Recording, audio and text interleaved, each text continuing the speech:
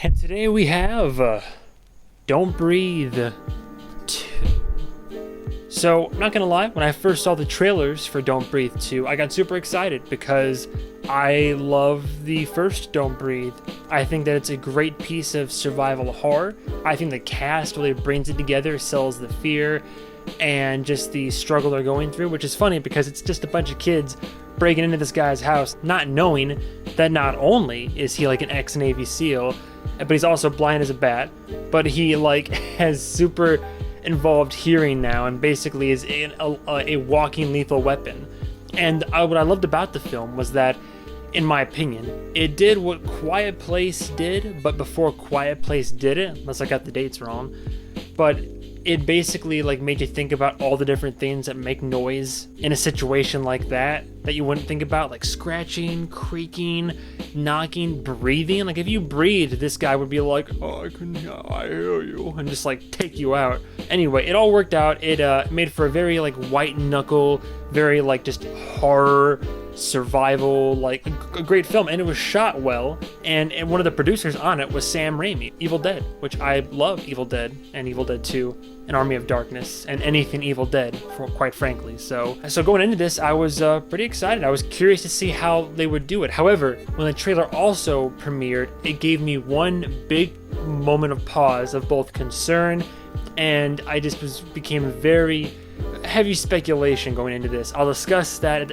toward the tail end of this, but one big thing kind of held me back from really getting on board with the premise, but I wanted to give it its day in court, so here we are. I'm going to absolutely annihilate his name, so I do apologize. Rodo Sayagis? I don't know how to say it, I'm sorry, but this marvelous gentleman directed the film. What else has he done, you may ask? Nothing. Like in terms of directorial credit, this is his first film that he's like directed. Now he's helped to produce some stuff. He's done help with production in the past. Funny enough, him and Sam Raimi must be friends because they worked together on production of the Evil Dead reboot, which I also loved, as well as the first Don't Breathe. So not only does he have production and film experience, but he helped to make the first one, so now it's just he's been handed the reins to make the second one. It's funny because in the first one he wasn't he isn't what 100% made the film for me, but in the second one he's kind of what holds it together, and that's the star of it, Stephen Lane. Great job. If you're wondering where do I know that guy's face from, probably, I mean, the main one is Avatar. Like everybody that I know that knows of him is like, isn't that guy the guy from Avatar? And you'd be correct. He has a fairly prolific film and television career, but I don't believe he's so much a household name in the classic sense of like your Tom Cruises of the world. But he does a good job in this as portraying this, evil, blind, ex-Navy SEAL man who you're now following on this on this adventure of sorts and kind of rooting for in a way. I mean, it's kind of like throughout the film you're really kind of seeing him as a lesser of the evils, but again, I'll get to that momentarily. The closest thing to like a co-star that he has, I mean, there's a bunch of no names like villains, like one other protagonist or two here and there, but mainly the little girl that you're following along this journey. And oddly enough, looking her up, Madeline Grace turns out not really in a lot of other stuff, which is weird because she has that kind of familiar face, and I feel like you see her and you're like, oh, I know her from somewhere, but no, not quite. It's just she's in this. I mean, she's been in guest spots on other stuff, but it's more like short form series and television. She does a good job in this movie. I was surprised that she hasn't been in more, because like I said again, she just has that kind of face where you'd place her somewhere. Don't Breathe 2 is unfortunately not as good as the first one. I don't want to go so far as to call it bad, but it's definitely not a excellent film. Narratively speaking, it's solid dark story. Like, you're definitely not gonna get any happy resolutions here. It's just a bunch of it is appropriately dark. It definitely matches its R rating in terms of thematic material, subject matter, what the characters do. Like, almost every single person except for the little girl in this movie is kind of a shitty person. Like, everybody's doing pretty bad shit, and you just, like I said, you're kind of just rooting for the lesser of the evils here, because in a way, who else are you going to root for? It holds water. Are there some like narrative contrivances here and there that barely kind of pass the metal detector of narrative cohesiveness? Yes. But I don't think the film falls apart because of it, you know? There are solid action and survival-based fight sequences throughout. I'm a sucker for practical effects, and I'm a sucker for fights in films that just feel brutal. There's blood being sprayed. Like I was talking about with my Nobody review. I just like, you know, when it's like people are just like, you know, beating each other up. People are getting like bones broken, like actual brutal, like damaging injuries to each other. And for the most part, it was all pretty much practical effects, which anytime a film leans more towards the practical in terms of the effects department, I immediately give it like a whole like extra star, extra number rating just for putting in that effort. Like the Evil Dead reboot, the only really big CGI part of that film was like one scene that contained flies. That was it, because you can't really wrangle flies, can you? But that film used like hundreds and hundreds of gallons of blood, practical effects, camera tricks, like prosthetics. I love it. I love that it did all of that. And this film is, again, you know, same producers basically, and it's no exception. Whenever they can use practical effects in this film, they do. There's some like CG work for sure, because some bits you have to, but overall, I mean, bravo. I appreciate when films go the extra mile for that. I will even say, like, narratively speaking, and I won't say what it is because it doesn't really factor too much into my negative part of the review, but there was a nice little solid narrative bait and switch that then rebaited the hook and switched it back, and I kind of liked what they did with that.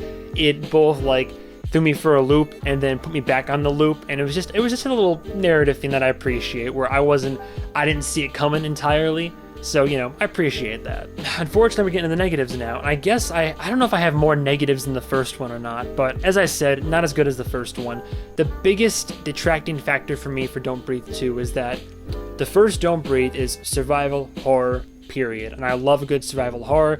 Fantastic premise, executed fantastically. If I had to rate it today, I'd probably give it like a mid to high 4 out of 5. Don't Breathe 2 is, without a doubt, action horror. As you go to the next one, you start leaning more heavily into the action of it all. And like I said, there's good fight sequences and there's good survival sequences in the film that, like, you know, my heart was pounding a little bit here and there. But overall, the stakes weren't quite as high for me this time around, and it wasn't as tense and thrilling. I was just kind of watching these. I was just like, oh, well, clearly the, you know, old blind man's gonna take these guys out, and that's end of story. And that's pretty much what happens. Additionally, the film moves a bit fast. The trailers showed too much. The trailers didn't show everything, but they showed a little bit too much. Now, they didn't ruin the story. The story was not in the trailers, but the main, like, action set piece moment, the big, like, oh my god, he's doing some like John Wick blind man shit, all that was in the trailers. If you saw the trailers, then you pretty much saw them all for the most part in the movie. And that's, you know, there were still cool sequences, but it takes less of a punch, and especially because it didn't feel like there were really any real, I mean, there were some like smart moments and scenes where I was like, oh, that was a clever scene, but it's more towards the beginning of the movie, because they pay homage to the first film by having the first quarter to half of it more or less take place in his house, which is where all of the first film took place. And there's even some things that happen that you're like, oh, that's a clever little nod to the first movie. But once we get to the halfway mark of that, it goes from survival horror to like pretty action based. I mean, you can make an argument there, but I'm not going to. It all moves a bit fast. Like I said, we just kind of go from situation to situation, not really any breathing room or moment to like take, like, I mean, there's some moments to kind of catch your breath, but just so you can get kind of hit with the next narrative, the narrative switcheroo or the next sequence to line up these guys and then take them all down. And the movie's almost 2 hours, but it didn't feel like 2 hours, you know? But also, it just, not in the best of senses, like, it just kind of came and went, and I was like, okay, well, yeah, that was a movie. I guess I'm going to get into spoiler territory, because I kind of have to be able to really nail home the last part of this review. So, if you didn't see the first Don't Breathe, I don't know why you're watching this, but one of the biggest takeaways from the film going into this one, you're seeing the trailer for Don't Breathe 2, right? And they're painting this guy as like, okay, this old man, blind man, still the same, bad guy from before, but now he has this girl with him, inexplicably, and this girl is being taken from him, and now he's gonna go out there, save the girl, defeat the even badder guys. But they're painting him in this kind of like, oh, he's gonna go be, like a redemptive hero. But here's the thing. He did a lot of bad shit in the first movie, but one of the worst things he did was forcibly inseminate a woman. So he's a rapist. No, full rapist, full stop. So you want to take this character. I can get over a murderer. I can get over a guy who kills people that break into his house, whatever. But when you take a guy that's kidnapped multiple women, after the first film, multiple women, but kidnapped a woman, forcibly impregnated her to get a child and all that, raped her, and then you want to put him in this new movie and be like, oh no, root for him. That's where I'm like, you lost me. I went into this so insanely curious to see how they would win me over, and they really didn't. Like, they acknowledge it. Even he, the main character, toward the end of the film, he acknowledges it. He says, I'm evil, I'm a bad person, I've murdered, I've raped, I've done these bad things, I deserve to die. And it's like, you give him a character redemption arc by having him sacrifice himself to save somebody. I don't like how that's like, oh, that's his redemption. Like, oh, but he still is all these things. So it's really a weird box because, like, spoiler alert, like, a lot of the shit that happens in this film, like, both sides of the argument, the bad guys that do what they do, the first you think, oh, they have justification for it. Then you're like, oh, no, they were bad people. It's like, the way the man gets the girl is terrible, and the parents to the girl were also terrible. Like, he takes this girl in because she escaped from a meth lab fire. So he kidnaps this girl, but gives her arguably a better life. The parents show up and they're like, oh, we're actually here to get that's my little girl. Like, we're here to get my daughter back. And you're like, oh, okay, so cool. Let's kill the old guy and get the daughter back. Then you find out, well, hang on a second. The parents are meth heads and they literally want the kid for her heart. So their mom, who's dying from inhaling like meth lab fire vapor fumes, can have a new heart and survive. So like, you're like, oh, they're shitty people, terrible people, because they want to get their daughter back just to cut her open and steal her heart. And then you're like, who do I root for? And then you're like, well, I guess the old man, right? I guess I'd rather the murderer, rapist, ex-Navy SEAL get this girl away from her meth head parents that literally want to cut her open. But then there's like a moment at the end where, like, I mean, I'm not gonna say what happened specifically, but by the end of it, the old man is saying all these things. Like, he acknowledges the evil deeds that he's committed, and it does not excuse them in the slightest. But you're like, okay, well, at least they're open about this. At least they're very aware of the kind of character they have here and who they're working with. So I don't look the other way, but I can at least like watch the film from that angle and be like, okay, you're not trying to sweep under the rug any of this. You're acknowledging that he's a bad man. You are not justifying any of what he's done, and because of that, I can like watch this and just see a bunch of shitty people do shitty things. That's fine. It's a delicate situation to talk about because again, not only do I not even remotely condone what he did, but the film doesn't condone what he did. The character himself, like, even he's like, I've done shit. What I did was wrong. Like, doesn't excuse it or condone it, but it acknowledges it, and I can respect that at the very least. So overall, it was tough because I was disappointed. I enjoyed the first half. I think the film had a fairly stronger first half than the rest of it.